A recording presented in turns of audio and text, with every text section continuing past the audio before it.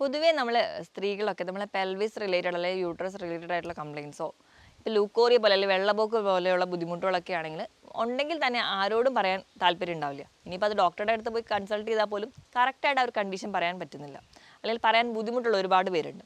അപ്പോൾ അതുകൊണ്ട് തന്നെ ഒരുപാട് ഇൻഫെക്ഷൻസ് അത് ഡെവലപ്പ് ചെയ്ത് നമ്മുടെ മൊത്തത്തിൽ റീപ്രൊഡക്റ്റീവ് സിസ്റ്റത്തിനെ തന്നെ ബാധിക്കാറുണ്ട്. അങ്ങനെയുള്ളൊരു കണ്ടീഷനാണ് പെൽവിക് ഇൻഫ്ലമേറ്ററി ഡിസീസ്. നമുക്ക് ഇന്ന് PID അല്ലെങ്കിൽ പെൽവിക് ഇൻഫ്ലമേറ്ററി ഡിസീസിനെ കുറിച്ച് നോക്കാം. ഞാൻ ഡോക്ടർ പ്രിയ, QND ഹെൽത്ത് കെയറിലെ ഹോമിയോപ്പതിക് ഫിസിഷ്യനാണ്. നമ്മുടെ റീപ്രൊഡക്റ്റീവ് സിസ്റ്റത്തിനെ മൊത്തത്തിൽ ബാധിക്കുന്ന ഒരു ഇൻഫ്ലമേഷൻ അല്ലെങ്കിൽ ഒരു നീർക്കെട്ടാണ് PID എന്ന് പറയുന്നത്. അതെങ്ങനെയാണ് ബാധിക്കുന്നത് അല്ലെങ്കിൽ എന്തുകൊണ്ടാണ് ഉണ്ടാവുന്നത് നമുക്ക് ആദ്യം തന്നെ നോക്കാം. നമ്മുടെ സ്ത്രീകളുടെ കേസ് എടുക്കുകയാണെങ്കിൽ യൂട്രസിൻ്റെ രണ്ട് സൈഡിൽ ഒരു ട്യൂബ് പോലെ ഫലോപ്പിയൻ ട്യൂബ് ഉണ്ട്. ഫലോപ്പിയൻ ട്യൂബിൻ്റെ അറ്റത്തായിട്ട് രണ്ട് സൈഡിലും ഓരോരോ ഓവറികളുണ്ട്. ഇനി യൂട്രസിൻ്റെ താഴെയായിട്ട് നമുക്ക് സെർവിക്സ് ഉണ്ട്. സെർവിക്സ് കഴിഞ്ഞ് അതിൽ നിന്ന് താഴെയായിട്ട് വജൈന അല്ലെങ്കിൽ യോനി ഭാഗമുണ്ട്. അപ്പോൾ ഇങ്ങനെയാണ് നോർമലി ഒരു ഫീമെയിൽ റീപ്രൊഡക്റ്റീവ് സിസ്റ്റം ഇരിക്കുന്നത്. അപ്പം നമുക്ക് പല കാരണങ്ങൾ കൊണ്ട് ഈ ഒരു പുറത്തുനിന്ന് ഉണ്ടാകുന്ന എന്തെങ്കിലും ഒരു ഇൻഫെക്ഷൻ അല്ലെങ്കിൽ നമ്മുടെ വജൈനയിൽ നിന്ന് സെർവിക്സിലേക്ക് കയറുന്നു, സെർവിക്സിൽ നിന്ന് അത് യൂട്രസിലേക്ക് പോകുന്നു, അവിടുന്ന് ഫലോപ്പിയൻ ട്യൂബിൻ്റെ അടുത്തുള്ള ഓവറി, ഇവയെല്ലാവരെയും ഒന്ന് കണക്ട് ചെയ്ത് ഇൻഫെക്റ്റഡ് ആവുന്നു. ഈ ഒരു കണ്ടീഷനെ നമ്മൾ പെൽവിക് ഇൻഫ്ലമേറ്ററി ഡിസീസ് എന്ന് പറയുന്നു. എന്തുകൊണ്ടാണ് പ്രധാനമായിട്ട് ഈ ഇൻഫെക്ഷൻ ഉണ്ടാകുന്നത്? പ്രധാനമായിട്ടും പറയുന്നത് രണ്ട് ബാക്ടീരിയകളെയാണ്. ഒന്ന് ക്ലമീഡിയ എന്ന് പറയുന്ന ഒരു കൂട്ടം ആൾക്കാർ, ഗൊണേറിയ എന്ന് പറയുന്ന ഒരു കൂട്ടം ആൾക്കാർ. ഈ ക്ലമീഡിയ എന്ന് പറയുന്ന ഒരു ബാക്ടീരിയ വലിയ രോഗലക്ഷണങ്ങളൊന്നും പുറത്തോട്ട് കാണിക്കില്ല. അവർ ഇൻഫെക്ഷനൊക്കെ ഉണ്ടാക്കിയാലും ഉള്ളിൽ ഭയങ്കര ഡീപ്പ് ഇൻഫെക്ഷൻ ആണെങ്കിലും പുറത്തോട്ട് ലക്ഷണങ്ങളൊന്നും കാണിക്കില്ല. ഇനി ഗൊണേറിയ ആണെങ്കിൽ കുറച്ച് ലക്ഷണങ്ങൾ, അത് നമ്മുടെ ഡിസ്ചാർജിൻ്റെ കേസിലോ അല്ലാതെ വയറുവേദനയൊക്കെ ആയിട്ട് പല ലക്ഷണങ്ങളായിട്ട് പുറത്തേക്ക് കാണിക്കും. അപ്പോൾ ഇതാണ് പ്രധാനം. ഈ ഒരു ബാക്ടീരിയൽ ഓർഗാനിസമാണ് ഈ ഒരു ഇൻഫെക്ഷൻ ഉണ്ടാക്കുന്നത്. എങ്ങനെയാണ് ഈ ഒരു ഇൻഫെക്ഷൻ നമുക്ക് കിട്ടുന്നത് നോക്കാം. പ്രധാനമായിട്ടും ഈ പെൽവിക് ഇൻഫ്ലമേറ്ററി ഡിസീസ് ഉണ്ടാക്കുന്നത് രണ്ട് ബാക്ടീരിയാസ് ആണ്, ക്ലമീഡിയ അതുപോലെ തന്നെ ഗൊണേറിയ. ഈ ക്ലമീഡിയ എന്ന് പറയുന്ന ആൾക്കാർ അല്ലെങ്കിൽ ഈ ഒരു കൂട്ടം ഓർഗാനിസംസ് പുറത്തേക്കൊന്നും വലിയ ലക്ഷണങ്ങൾ കാണിക്കില്ല, പക്ഷെ അവർ ഡീപ്ലി ഉള്ളിൽ മുഴുവൻ ഇൻഫെക്ഷൻ ഉണ്ടാക്കിയിട്ടുണ്ടാവും. പിന്നീട് ഗൊണേറിയ എന്ന് പറയുന്ന ഒരു കൂട്ടം ഇൻഫെക്റ്റഡ് ഓർഗാനിസം അല്ലെങ്കിൽ ബാക്ടീരിയകളാണ് ഉണ്ടാക്കുന്നത്. എപ്പോഴും നമുക്കറിയാം ഒരു അസുഖം ഉണ്ടാവണമെങ്കിൽ, അവിടെ ഒരു ഇൻഫെക്ഷൻ ഉണ്ടാവണമെങ്കിൽ അവിടെ ഒരു മൈക്രോ ഓർഗാനിസം വളരണം. മൈക്രോ ഓർഗാനിസം എപ്പോഴും വളരുന്നത് ഒരു വൃത്തിയില്ലാത്തൊരു ഏരിയയിലാണ്, അൺഹൈജീനിക് ആയിട്ടുള്ള ഒരു ഏരിയയിലാണ്, അല്ലെങ്കിൽ അൺഹൈജീനിക് ആയിട്ടുള്ള ഒരു ബോഡിയിലാണ് വളരുക. അപ്പോൾ ഒന്നാമത്തെ കാരണം എന്ന് പറഞ്ഞാൽ നമ്മുടെ ഹൈജീൻ കുറവ് മൂലമായിരിക്കും നമുക്ക് ഇൻഫെക്ഷൻ ഉണ്ടാകുന്നത്. രണ്ടാമത്തേതെന്ന് പറഞ്ഞിട്ടുണ്ടെങ്കിൽ മൾട്ടിപ്പിൾ സെക്സ് പാർട്ട്നേഴ്സ് ആയിരിക്കും. അപ്പം പല ആൾക്കാർക്കും ചിലപ്പോൾ ഇൻഫെക്റ്റഡ് ആയിട്ടുള്ള ആൾക്കാരായിരിക്കാം. ചിലപ്പം ഒരു പാർട്ട്ണർ എന്ന് പറയുന്നത് ആ ഒരു ഇൻഫെക്ഷൻ കൺട്രോൾ ചെയ്യുന്ന അല്ലെങ്കിൽ കൊണ്ടേ നടക്കുന്ന ഒരു ഇൻക്യുബേഷൻ പീരീഡിലായിരിക്കാം. അതിൽ നിന്നൊക്കെ നമ്മൾക്ക് ഇൻഫെക്ഷൻ വരാം. അപ്പം ഇങ്ങനെ നീതി അല്ലാത്ത ഒരു സെക്സ് പാർട്ട്നേഴ്സ് കൊണ്ട് തന്നെ നമുക്ക് ഈ ഒരു അസുഖം ഉണ്ടാവാം. അപ്പോൾ അതാണ് മറ്റൊരു കാരണം. ഈ രണ്ട് കാരണങ്ങൾ കൊണ്ടാണ് കൂടുതലായിട്ടും ഈ പെൽവിക് ഇൻഫ്ലമേറ്ററി ഡിസീസസ് ഉണ്ടാവുന്നത്. ഇപ്പം ഈ ഒരു പെൽവിക് ഇൻഫ്ലമേറ്ററി ഡിസീസ് ഉണ്ടായിക്കഴിഞ്ഞാൽ നമ്മുടെ മൊത്തത്തിൽ റീപ്രൊഡക്റ്റീവ് ഓർഗൻ അല്ലെങ്കിൽ ആ ഒരു റീപ്രൊഡക്റ്റീവ് സിസ്റ്റം മൊത്തം ബാധിക്കുകയും മൊത്തത്തിൽ നമ്മൾ ഭയങ്കര ഒരു കോംപ്ലിക്കേഷനിലോട്ട് പോവുകയും അല്ലെങ്കിൽ അവിടെ ഒരു പെട്ടെന്നൊരു എമർജൻസി ഉണ്ടായിട്ട് ആ ഇൻഫെക്ഷൻ മൊത്തത്തിൽ സ്പ്രെഡ് ചെയ്യുകയും അല്ലെങ്കിൽ ട്യൂബ് പെട്ടെന്ന് ബ്ലോക്ക് ആവുകയും അല്ലെങ്കിൽ ട്യൂബ് പെട്ടെന്ന് പൊട്ടാനൊക്കെ കാരണമാവും. നമ്മൾ കേൾക്കുമ്പോൾ ചെറിയൊരു ഇൻഫെക്ഷൻ ആണെങ്കിലും ഇത് പല കോംപ്ലിക്കേഷൻസും ഉണ്ടാക്കും. അപ്പോൾ ഇത് ഉണ്ടായിക്കഴിഞ്ഞാൽ പല ആൾക്കാരും പറയുന്നത് അടിവയറിന് ഭയങ്കരമായൊരു വേദന. പല ആൾക്കാർക്കും അതൊരു വലിയ പ്രശ്നമായിട്ട് കൊണ്ട് നടക്കില്ല. അവർ പറയാൻ ബുദ്ധിമുട്ടുള്ളത് കൊണ്ടോ അല്ലെങ്കിൽ മറ്റ് പല കാരണങ്ങളുണ്ടോ ചിലപ്പോൾ ഡോക്ടറെ അടുത്ത് എത്തിയാൽ പോലും അവർ ഡോക്ടറെ മിസ്ലീഡ് ചെയ്യും. അവർക്ക് ഇങ്ങനെ ഡിസ്ചാർജ് ഉള്ള കാര്യമോ അല്ലെങ്കിൽ വയറുവേദനയുള്ള കാര്യമൊന്നും പറയില്ല. അപ്പോൾ ഡോക്ടർക്ക് ഒരു ഡൗട്ട് തോന്നി ഡോക്ടർ ചിലപ്പോൾ സെർവിക്സിൻ്റെ അവിടേക്ക് ഒരു പ്രഷർ ചെയ്ത് കൊടുക്കുമ്പോൾ ഭയങ്കര വേദന കാണിക്കുമ്പോഴായിരിക്കും ചിലപ്പോൾ ഡോക്ടർ തന്നെ ഇത് ഡൗട്ട് ചെയ്യാം. അപ്പോൾ അടിവയറ് വേദനയുണ്ട്, അതുപോലെ തന്നെ നിങ്ങളുടെ വജൈനയിൽ നിന്നുള്ള ഡിസ്ചാർജ് നിങ്ങൾ ശ്രദ്ധിക്കുക. അടിവയറ് വേദനയിൽ നിന്ന് അതോടൊപ്പം തന്നെ നിങ്ങളുടെ യോനി ഭാഗത്തു നിന്ന് വരുന്ന ഡിസ്ചാർജ് നോക്കണം. നോർമലി നമ്മുടെ വജൈനയിൽ നിന്നൊരു ഡിസ്ചാർജ് ഉണ്ട്, അത് ഭയങ്കര സ്ലൈമി ആയിട്ടുള്ള ഒരു മുട്ടയുടെ വെള്ള പോലെയുള്ള ഒരു ഡിസ്ചാർജാണ്. അത് നോർമലി നമ്മുടെ വജൈന കുറച്ച് ലൂബ്രിക്കേറ്റ് നല്ലൊരു മോയ്സ്ചറൈസ് ചെയ്ത് നിർത്താൻ വേണ്ടിയുള്ളൊരു ഡിസ്ചാർജാണ്.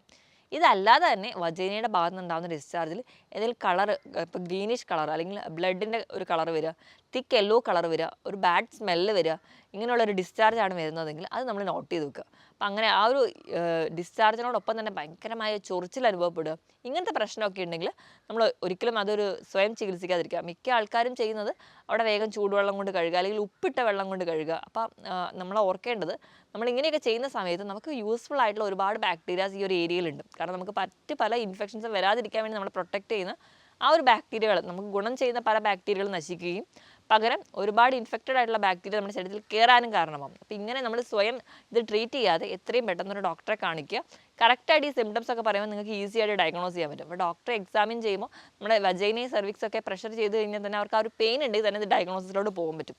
അതോടൊപ്പം തന്നെ നമുക്ക് ഈ ഡിസ്ചാർജ് കൾച്ചർ ചെയ്ത് നോക്കിക്കഴിഞ്ഞാൽ ഏത് ഓർഗാനിസമാണ് അവിടെ വളരുന്നത് നോക്കിയിട്ട് അങ്ങനെയും ഡയഗ്നോസിലോട്ട് പോകാൻ പറ്റും. അടിവയറ് വേദനയോടും ഈ ഡിസ്ചാർജിനോടൊപ്പം തന്നെ നമുക്ക് പീരീഡ്സ് ഇറഗുലർ ആയിട്ട് വരിക, അതോടൊപ്പം തന്നെ ഇടയ്ക്കിടയ്ക്ക് UTI വരിക. അപ്പോൾ മൂത്രത്തിൽ പഴുപ്പ് ഇടയ്ക്കിടയ്ക്ക് വരിക. മൂത്രം ഒഴിക്കുന്ന സമയത്ത് ഭയങ്കര പൊള്ളലോ അല്ലെങ്കിൽ ബേണിംഗ് സെൻസേഷൻ തോന്നുക.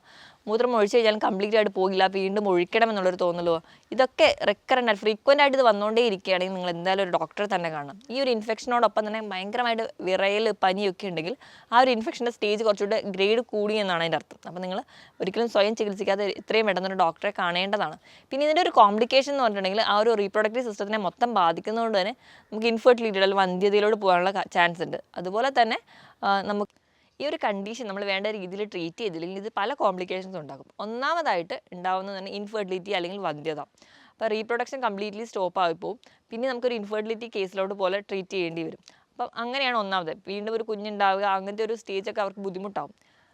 രണ്ടാമതായിട്ട് നോക്കുകയാണെങ്കിൽ എക്ടോപിക് പ്രഗ്നൻസിയാണ്. എക്ടോപിക് പ്രഗ്നൻസി എന്ന് പറഞ്ഞു കഴിഞ്ഞാൽ ഫലോപ്പിയൻ ട്യൂബിലോ അല്ലെങ്കിൽ മറ്റ് പല യൂട്രസിലായിരിക്കില്ല, മറ്റ് പല ഏരിയയിലും നമുക്ക് ആ ഒരു പ്രഗ്നൻസി നടന്നു പോകാം. അപ്പോൾ അങ്ങനെ ഒരു കേസിൽ നമ്മളത് അറിയാതെ പോവുകയാണെങ്കിൽ അത് ഫലോപ്പിയൻ ട്യൂബൊക്കെ ബ്രേക്ക് ചെയ്യാം. അപ്പോൾ ഇൻറ്റേർണൽ ബ്ലീഡിങ്ങിന് കാരണമാകും. അല്ലെങ്കിൽ ഈ ഫലോപ്പിയൻ ട്യൂബൊക്കെ ബ്രേക്ക് ചെയ്ത് കഴിഞ്ഞാൽ വീണ്ടും ഒരു കൺസീവ് ആവാനൊക്കെ ബുദ്ധിമുട്ടായിരിക്കും. അപ്പോൾ അങ്ങനെയും വരാം. മൂന്നാമതായിട്ട് ക്രോണിക് ആയിട്ടൊരു പെൽവിക് പെയിനിലോട്ട് പോകാം. ക്രോണിക് പെൽവിക് പെയിൻ എന്ന് പറയുമ്പോൾ കണ്ടിന്യൂസ് ആയിട്ട് ആ ഒരു അടിവയർ വേദനയൊക്കെ ആയിട്ട് കൊണ്ട് നടക്കേണ്ടി വരും. ഇനി നാലാമതായിട്ട് യൂട്രസിൽ ക്യാൻസർ ഉണ്ടാവാനുള്ള ചാൻസ് വളരെ കൂടുതലാണ്. അപ്പോൾ ഈ പറഞ്ഞ കോംപ്ലിക്കേഷൻസ് ഒക്കെ ഉള്ളത് കൊണ്ട് തന്നെ നമ്മൾ കുറച്ചുകൂടി സീരിയസ് ആയിട്ട് കാണേണ്ട ഒരു കണ്ടീഷനാണ് പെൽവിക് ഇൻഫ്ലമേറ്ററി ഡിസീസ്. അപ്പോൾ നമുക്ക് ഇങ്ങനത്തെ ബുദ്ധിമുട്ടുള്ള അടിവയർ വേദനയോ ഫ്രീക്വൻ്റ് ആയിട്ടുള്ള മൂത്രത്തിൽ പഴുപ്പോ അല്ലെങ്കിൽ ഡിസ്ചാർജ് ഒക്കെ കാണുകയാണെങ്കിൽ നിങ്ങളൊരു ഡോക്ടറെ കാണും. ഡോക്ടറെ അടുത്ത് പോവുക. അപ്പോൾ ഡോക്ടറുടെ എക്സാമിനേഷൻ കഴിഞ്ഞ് കഴിഞ്ഞാൽ ബ്ലഡ് ടെസ്റ്റും ബാക്കി ഡയഗ്നോസിസിനൊക്കെ മുൻപായിട്ട് തന്നെ സ്കാനും ലാപ്രോസ്കോപ്പിയും ഒക്കെ ചെയ്യും. കറക്റ്റായിട്ട് ഒരു ഡയഗ്നോസിസ് ഉണ്ടാവും. ഡയഗ്നോസിസ് കഴിഞ്ഞ് നമ്മൾ അതിൻ്റെ ട്രീറ്റ്മെൻറ്റിലോട്ട് പോവുക. അപ്പോൾ ട്രീറ്റ്മെൻറ്റിലോട്ട് പോകുന്ന സമയത്ത് ഒരു മെഡിസിൻ മാനേജ്മെൻറ്റിനേക്കാൾ ഏറ്റവും ഉപരി എന്ന് പറഞ്ഞിട്ടുണ്ടെങ്കിൽ നമ്മൾ തന്നെ വേണം ഹൈജീനെ ഉറപ്പുവരുത്തും. അപ്പോൾ ഹൈജീൻ്റെ ഭാഗമായിട്ട് ഏറ്റവും ആദ്യം എന്ന് പറഞ്ഞാൽ ആ വജൈനൽ ഏരിയ ക്ലീൻ ആക്കി വെക്കാൻ വേണ്ടി ശ്രദ്ധിക്കും. അപ്പം ഒരുപാട് സോപ്പോ അല്ലെങ്കിൽ വജൈനൽ വാഷുകളോ ഫ്രീക്വൻ്റ് ആയിട്ട് യൂസ് ചെയ്യുന്ന ആൾക്കാരാണെങ്കിൽ അത് ആദ്യം തന്നെ സ്റ്റോപ്പ് ചെയ്യുക. അപ്പോൾ ഇത് ഫ്രീക്വൻ്റ് ആയിട്ട് യൂസ് ചെയ്യുമ്പോൾ നമുക്ക് ആ ഒരു ഏരിയയിൽ വജൈനയുടെ ഏരിയയിൽ ഉണ്ടാകുന്ന ഗുണകരമായിട്ടുള്ള ബാക്ടീരിയകൾ പലരും ചത്തുപോകും. അപ്പോൾ അതിൻ്റെ ഭാഗമായിട്ട് നമുക്ക് വീണ്ടും വീണ്ടും വീണ്ടും ഇൻഫെക്ഷൻ ഉണ്ടാവാനുള്ള ചാൻസ് കൂടിക്കൊണ്ടേയിരിക്കും. അപ്പോൾ ഏറ്റവും ആദ്യം ഇങ്ങനത്തെ ഒരു വജൈനൽ വാഷോ സോപ്പൊക്കെ ഉപയോഗിക്കുന്നവരാണെങ്കിൽ അതിൻ്റെ ഉപയോഗം കഴിവതും കുറയ്ക്കും. പകരം നമ്മൾ നോർമൽ വാട്ടർ വെച്ചിട്ട് കഴുകാൻ വേണ്ടി ശ്രദ്ധിക്കുക. കഴുകിയ ശേഷം ആ വജൈനൽ ഏരിയ എപ്പോഴും ക്ലീൻ ആക്കി ഡ്രൈ ആക്കി വെക്കാൻ വേണ്ടി നോക്കും. പിന്നെ നമ്മുടെ അടിവസ്ത്രങ്ങളൊക്കെ ആണെങ്കിൽ വെയിലത്തിട്ട് നല്ലപോലെ ഉണക്കാൻ വേണ്ടി ശ്രദ്ധിക്കുക. അതുപോലെ തന്നെ ഫംഗസോ അല്ലെങ്കിൽ മറ്റു പല ഇൻഫെക്ഷൻസും ഇല്ല എന്ന് ഉറപ്പ് വരുത്തുക. ഇനി മറ്റൊരു കാര്യം എന്ന് പറഞ്ഞിട്ടുണ്ടെങ്കിൽ മൾട്ടിപ്പിൾ പാർട്ട്നേഴ്സ് ഒക്കെ ആണെങ്കിൽ അത് മറ്റ് പല ഇൻഫെക്ഷൻസ് ഉണ്ടാവാനുള്ള ചാൻസ് കൂടുതലായതുകൊണ്ട് അത് ആദ്യം തന്നെ സ്റ്റോപ്പ് ചെയ്യുക. അതിനോടൊപ്പം തന്നെ ഇപ്പോൾ പെൺകുട്ടികളുടെ കേസ് എടുക്കുകയാണെങ്കിൽ പീരീഡ്സിൻ്റെ സമയത്ത് പാഡോ അല്ലെങ്കിൽ മറ്റ് പല ടാമ്പൂട്ട്സോ മെൻസ്ട്രൽ കപ്പോ ഒക്കെ യൂസ് ചെയ്യുകയാണെങ്കിൽ അത് ഹൈജീൻ ആണെന്ന് ഉറപ്പ് വരുത്തുക. ഒരു 4 to 5 hours കൊണ്ട് നമ്മൾ മെൻസ്ട്രൽ പാഡ്സ് മാറ്റാൻ വേണ്ടി ശ്രദ്ധിക്കുക. ഈ ഒരു ഹൈജീനോടെ കീപ്പ് ചെയ്യുകയാണെങ്കിൽ നമുക്ക് ഈ പറയുന്ന ഇൻഫെക്ഷൻസ് ഒക്കെ ഒരു പരിധി വരെ കുറയ്ക്കാൻ പറ്റും. അതിനോടൊപ്പം തന്നെ കൃത്യമായിട്ട് നല്ല ഹെൽത്തി ആയിട്ടിരിക്കാൻ വേണ്ടിയിട്ട് ധാരാളം വെള്ളം കുടിക്കുക. നമുക്ക് നമ്മുടെ ശരീരഭാരത്തിന് വേണ്ട വെള്ളം കുടിക്കുക. നല്ല ഹെൽത്തി ആയിട്ട് വെജിറ്റബിൾസും ഫ്രൂട്ട്സും ഒക്കെ കഴിക്കുക. മധുരത്തിൻ്റെ ഉപയോഗം കഴിവതും കുറയ്ക്കുക. മധുരം കൂടുതലായി കഴിച്ചു കഴിഞ്ഞാൽ ഇങ്ങനെ ഇൻഫെക്ഷൻസും കൂടി ഉള്ള ആളാണെങ്കിൽ വീണ്ടും ഇൻഫെക്ഷൻസ് ഒക്കെ കൂടാനുള്ള കാരണമാകും. പിന്നെ ഡയബറ്റീസ് ഉള്ളവർക്ക് ഇങ്ങനത്തെ ഒരു ഇൻഫെക്ഷൻ വന്നിട്ടുണ്ടെങ്കിൽ അവരറിയാതെ തന്നെ ആ ഒരു ഇൻഫെക്ഷൻ ഡെവലപ്പ് ചെയ്ത് അവരുടെ ഹോൾ ബോഡി തന്നെ അഫക്റ്റ് ചെയ്യാൻ കാരണമാകും. അപ്പോൾ ഈ പറഞ്ഞ കാര്യങ്ങളൊക്കെ ശ്രദ്ധിക്കുക. ഞാൻ ഈ പറഞ്ഞ കാര്യത്തിൽ എന്തെങ്കിലും ഡൗട്ട് ഉണ്ടെങ്കിൽ താഴെ കാണുന്ന നമ്പറിൽ കോൺടാക്ട് ചെയ്യുക. മറ്റൊരു ഹെൽത്ത് ടോപ്പിക്കുമായിട്ട് വീണ്ടും കാണുന്നത് വരെ നന്ദി.